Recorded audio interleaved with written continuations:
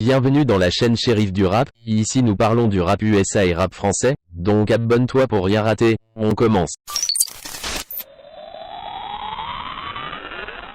Stromae annonce l'arrêt total de sa tournée pour problème de santé. Triste nouvelle pour Stromae. Dans un communiqué publié sur ses réseaux sociaux, l'artiste belge a annoncé mettre un terme définitif à sa tournée pour des problèmes de santé. Cette décision est difficile mais nécessaire pour aller mieux. En mars 2022, Stromae faisait son grand retour sur long format avec son album Multitude. Dans la foulée, l'artiste de Bruxelles annonçait une tournée dans toute l'Hexagone et plusieurs pays d'Europe. Plus d'un an plus tard, l'homme de 38 ans doit revenir sur sa décision. Dans un communiqué publié sur ses réseaux sociaux, l'artiste a annoncé l'arrêt total de sa tournée Multitude Tour.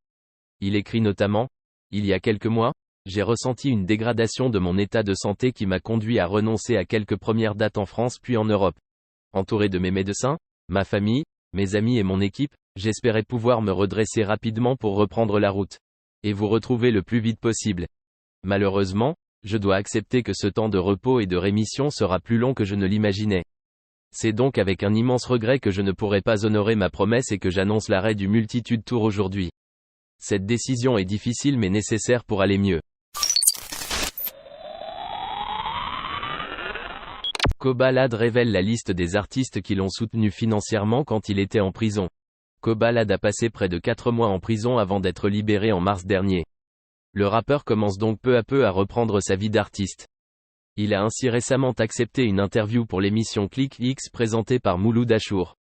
L'interprète de Daddy Chocolat en a donc profité pour évoquer les artistes qui l'ont soutenu financièrement durant son séjour en prison. Le 29 novembre dernier, Kobalade a été placé en détention provisoire à la suite d'une violente bagarre dans une boîte de nuit parisienne. Il est donc resté près de 4 mois en prison avant d'être libéré il y a quelques semaines. C'est donc progressivement que le rappeur a fait son retour avec la sortie de son morceau, Ténébreux 6. À cette occasion, le jeune artiste a été invité à participer à l'émission Click X présentée par Mouloud Achour. Lors de cet entretien, Kobalade a évoqué son séjour en prison et la justice en France en dressant un triste constat entre son affaire et celle de Pierre Palmade. Quant à la peau un peu plus foncée, c'est un peu plus dur. Moi, je sors d'une bagarre d'une boîte de nuit, j'ai pris 4 mois. Il a tué un enfant, il était sous je ne sais pas quoi, il est dehors. C'est la France, avait-il entre autres confié. En outre, durant l'interview, Kobalade a notamment parlé des artistes qu'il avait soutenus financièrement quand il était incarcéré, SDM, Franglish, Gazo, Gradure. Des vaillants de ouf. Je demandais rien et ils m'envoyaient. Il y a des gens droits encore, faut le dire. Une belle preuve de solidarité.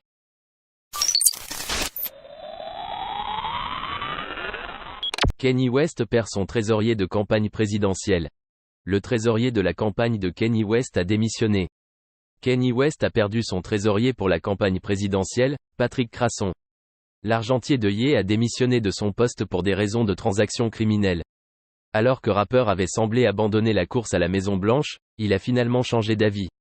Malheureusement, il sera à la fois candidat et trésorier de sa propre campagne. En effet, celui qui occupait ce poste a abandonné Ye en pleine course. Les raisons de la démission. Patrick Crasson a adressé une lettre à Kanye West pour lui notifier sa démission. Il a fait comprendre au rappeur que son conseiller Yiannopoulos a violé des lois sur le financement de la campagne présidentielle. Selon Politico, Patrick Crasson a expliqué dans sa lettre que Yiannopoulos a effectué une transaction criminelle potentiellement grave au cours de la campagne de Ye en 2020. Dans la même lettre, l'ancien trésorier de West a révélé que Yiann a présenté des factures falsifiées et des dépenses jugées illégales en novembre dernier. Au sujet de la dépense, il s'agit d'un bien numérique acquis par Yiannopoulos et pour lequel il demande remboursement dans les frais de campagne 2020 de Ye. Patrick Crasson précise dans sa lettre que le conseiller a demandé également remboursement pour le même bien auprès de la députée Marjorie Taylor Greene. Pour Crasson, il était logique qu'il démissionne puisqu'Yiannopoulos a voulu plutôt le licencier. Du côté du conseiller Yiannopoulos, le son de cloche est différent. Il n'accorde aucun crédit à des affirmations ridicules et facilement réfutables. Le conseiller a avancé que les propos de l'ex-trésorier étaient juste une tentative de déstabilisation pour lui nuire. Kanye West n'a toujours pas réagi au sujet de cette situation. Il doit avoir d'autres problèmes puisque sa campagne n'a encore mobilisé le moindre don.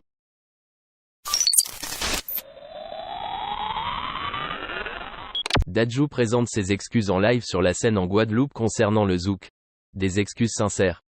L'artiste français Dadju était en concert lundi dernier en Guadeloupe. Or, il en profitait pour faire ses excuses aux Antillais suite à ses propos sur le zouk. En effet, dans une vidéo republiée cette semaine et datant de 2017, l'interprète de Rennes avait déclaré détester le zouk. Néanmoins, il tenait à s'en excuser. Je n'ai pas mesuré le poids de mes mots à cette époque-là. Je n'avais pas la même notoriété, je pensais pouvoir dire ce que je voulais comme ça. Il y a une chose que je n'ai pas prise en compte, c'est la culture que tout le zouk englobait. Débute-t-il, avant de reconnaître qu'il a demandé les conseils d'une idole locale. J'ai eu Kalash au téléphone qui m'a bien expliqué, je n'aurais pas dû dire ça comme ça. Je suis revenu sur tout ce que j'ai dit, j'ai tenu à m'excuser par rapport à ça, à revenir sur tous mes propos et tous les gens que j'avais vexés. C'était stupide d'avoir dit ça. Mais avec le temps et mon métier, j'ai appris à écouter et à écouter différemment. Je fais de la musique où il y a toutes les sonorités dedans, donc bien évidemment qu'il y a des influences.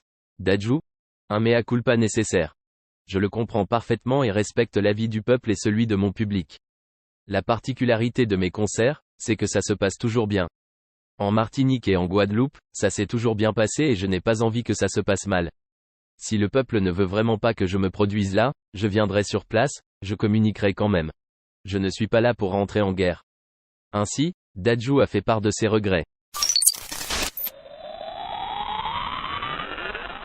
Booba se livre sur la possibilité de sortir un nouvel album. Et si Booba décidait de revenir sur sa décision et de sortir un nouvel album? C'est à cette question qu'a récemment répondu le duc de Boulogne dans un entretien. Ce n'est pas prévu. En mars 2021, Booba partageait son dernier album, Ultra. Dans la foulée, le rappeur basé à Miami expliquait qu'il continuait la musique mais qu'il ne sortirait plus de projet. Plus de 2 années plus tard, B2O a tenu parole, tout en continuant d'envoyer de nombreux singles ça et là. En concert il y a peu à Dakar, le duc s'est confié dans un long entretien accordé à SSP Sénégal. Interrogé sur la possibilité de sortir un nouvel album, le rappeur des Hauts-de-Seine déclare, dans des propos retranscrits par Interlude, « Ce n'est pas prévu. Mais je suis en studio, je fais des featuring, je fais des top lines pour d'autres artistes ou pour moi. Je travaille toujours, comme un footballeur pro qui joue le dimanche avec les vieux. Il faut toujours adapter sa vie avec le temps qui passe. Comme un footballeur, il faut arrêter de jouer avant de se briser les 2 genoux. » Bien qu'il soit toujours aussi actif dans la musique, le rappeur du 92 a néanmoins tenu à tordre le cou une nouvelle fois aux rumeurs d'un potentiel nouvel album. C'est la fin de cette vidéo. Si tu as aimé, abonne-toi, like, partage et laisse un commentaire.